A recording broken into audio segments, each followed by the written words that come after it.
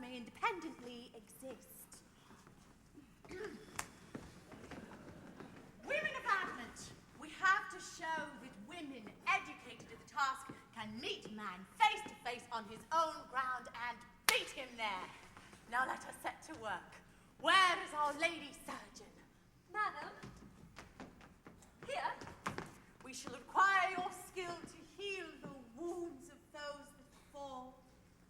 What? Heal the wounded? Yes. And cut off real live legs and arms? Of course. I wouldn't do it for £1,000. How is this? Are you faint-hearted, girl? You've often cut them off in theory. In theory, I'll cut them off again. With pleasure. And as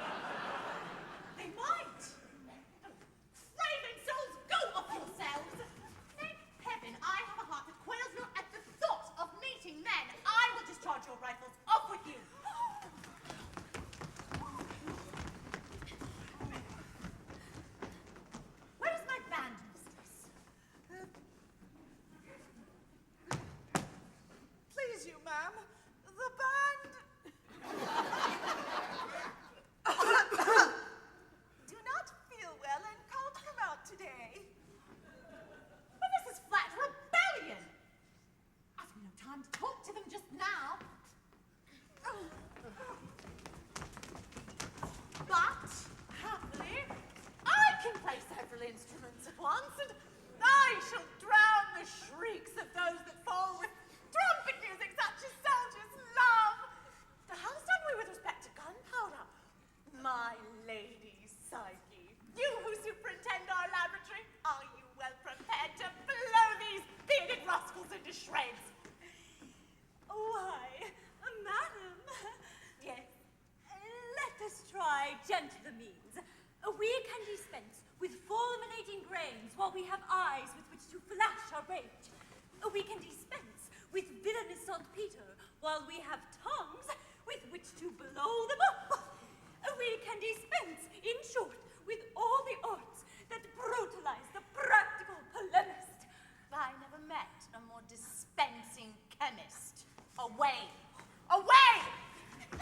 I meet these men alone since all my women have deserted me.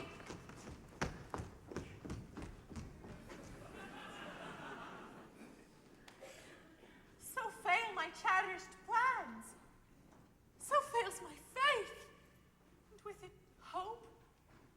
And all that comes of hope.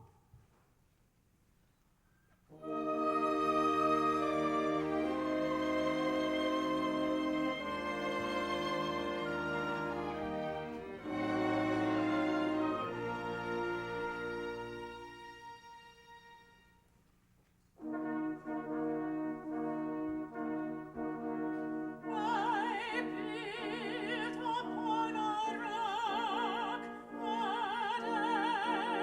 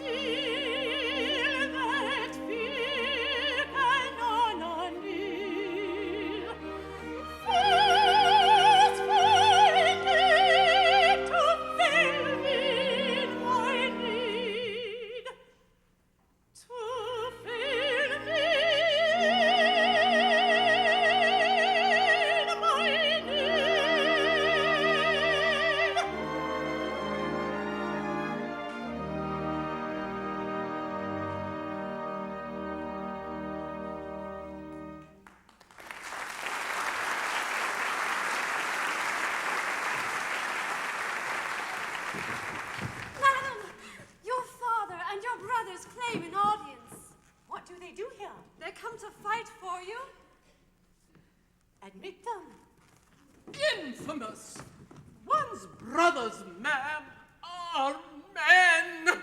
So I have heard. Yet all my women seem to fail me when I need them most. In this emergency, even one's brothers can be turned to use. My daughter! Father, thou art free! Aye, free. Free as a tethered ass. I come to thee with words from Hildebrand. Those duly given, I must return to blank captivity. I'm free so far. Your message? Hildebrand is loath to war with women. Pit my sons, my 3 brave sons, against these popinjays, these tufted jackadandy featherheads, and on the issue, let thy hand depend. Insult on insult's head! Are we a stake for fighting men? What fiend possesses thee that thou comes with offers such as these from such as he to such an one as me? I am possessed by the pale devil of a shaking heart. My stubborn will is bent. I dare not face that devilish monarch's black malignity. He tortures me with torments worse than death. I haven't anything to grumble at. He finds out what particular meats I love and gives me them. The very choicest wines, the costliest robes, the richest rooms are mine. He suffers none to thwart my simplest plan and gives strict orders none shall contradict me. He's made my life a curse! My tortured father.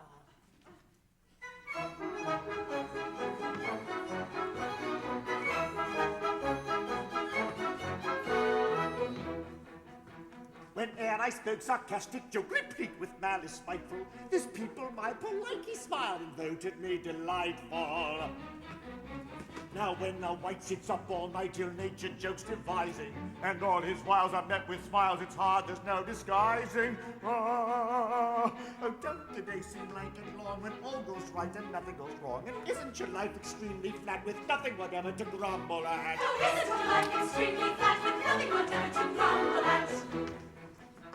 When German bands from music stands played Wagner imperfectly, I bade them go, they didn't say no, but off they went directly. The organ boys, they stopped their noise with readiness surprising, and grinning herds of hurdy-gurds retired apologizing. Oh, don't the days seem lank and long when all goes right and nothing goes wrong? And isn't your life extremely flat with nothing whatever to grumble at? Oh, isn't your life extremely flat with nothing whatever to grumble at? I offered golden sums untold to all who contradict me. I said I'd pay £1 a day to anyone who kicked me. I bribed with toys great vulgar boys to utter something spiteful, but bless them, no, they would be so confoundedly politeful. Oh, in short, these aggravating lads, they tickle my taste, they feed my fat. They give me this and they give me that, and I've nothing whatever to grumble at. Oh, isn't your life extremely flat with nothing whatever to grumble at?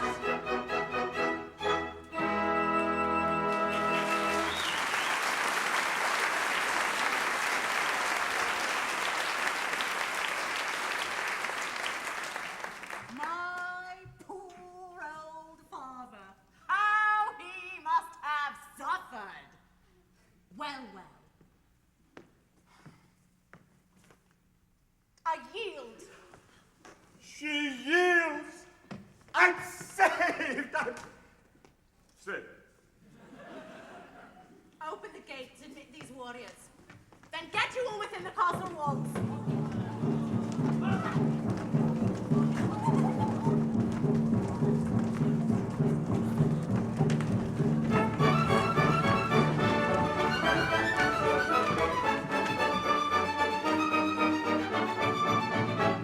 When anger spreads its wing, and all seems dark as night, for it there's nothing but to fight for it. But dare you pitch your ring, select a pretty sight, for if this spot is suited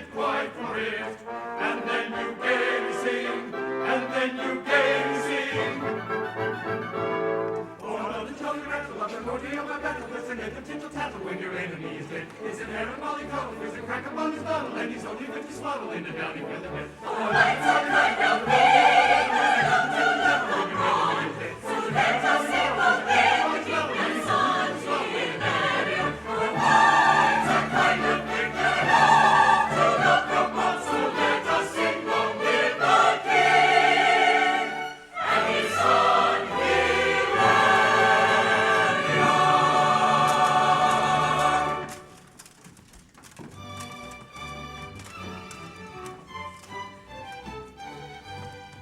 This helmet, I suppose, was meant to ward off blows.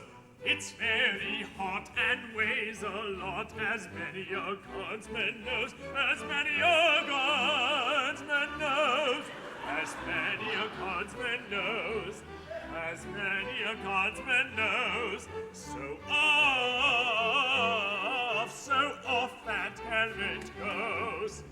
Yes, yes, yes, so off that helmet goes. This tight-fitting cuirass is but a useless mess. It's made of steel and weighs a deal. This tight-fitting cuirass is but a useless mess. A man is but an ass who fights in a cuirass. So off goes that cuirass. Yes, yes, yes, so off goes that cuirass. These brassets, truth to tell, may look uncommon well, but in a fight they're much too tight. They're like a lobster shell. They're like a lobster shell. Yes, yes, yes, they're like a lobster shell. These things I treat the same. I quite forget their name. They turn one's legs to cribbage pegs. Their aid I thus disclaim. Their aid I thus disclaim. Though I forget their name. Though I forget their name. Their aid I thus disclaim. Yes, yes, yes, their aid I thus disclaim.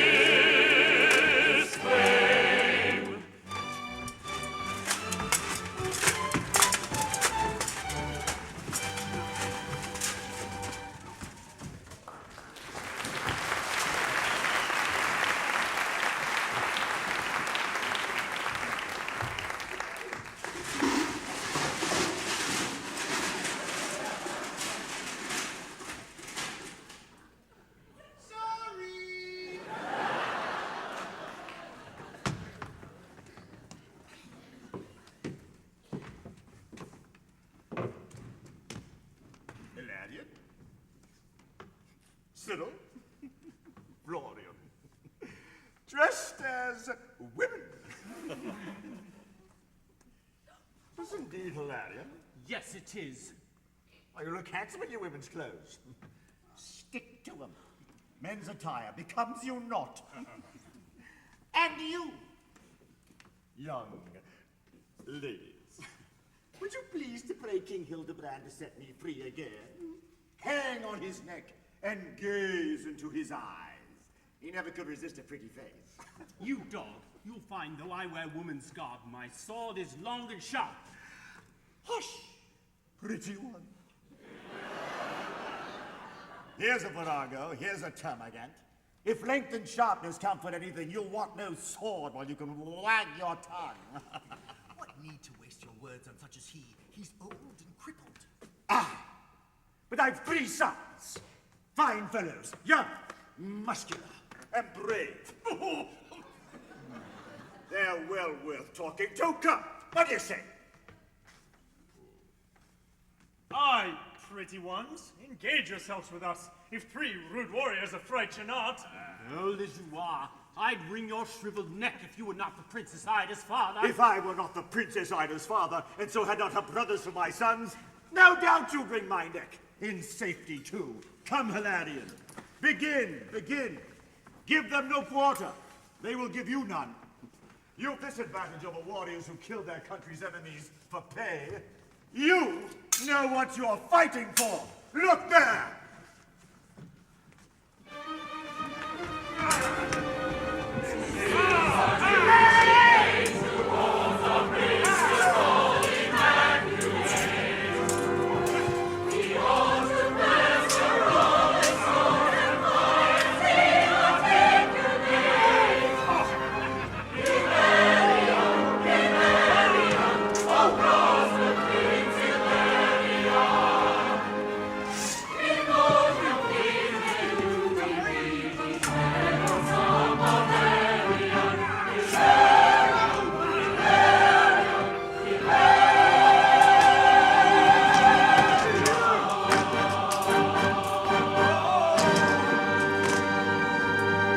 Hold! Stay your hands! We yield ourselves to you! Ladies, my brothers all lie bleeding there. Bind up their wounds. But look the other way. Is this the end?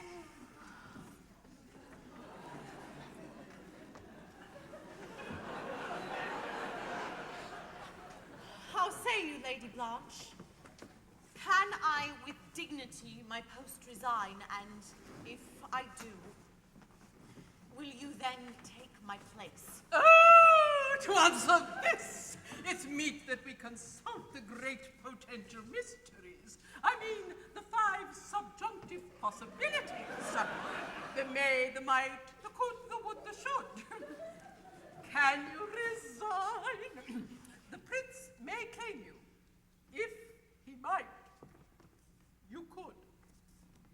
And if you should, I would. I thought as much. Then to my fate I yield, and so ends my cherished scheme. Though I had hoped to band all women with my maiden throng and make them all abjure tyrannic man. A noble aim.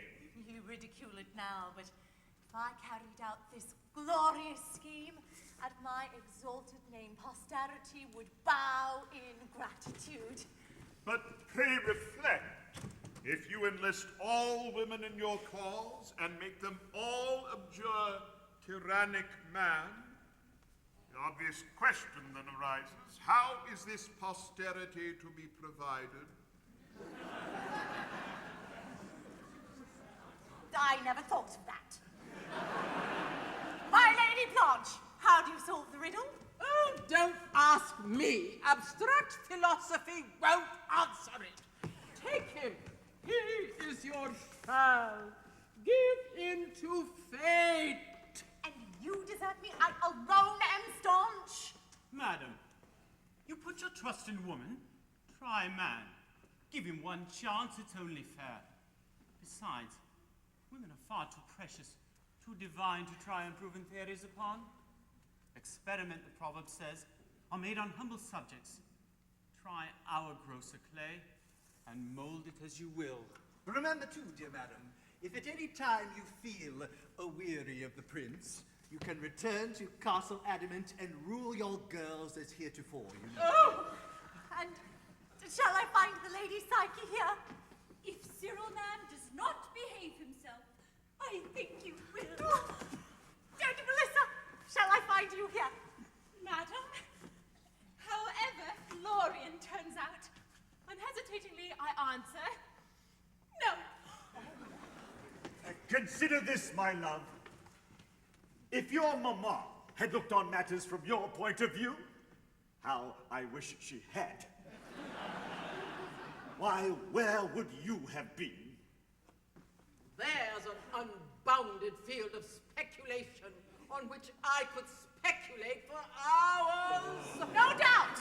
We will not trouble you. Hilarion, I have been wrong. I see my error now.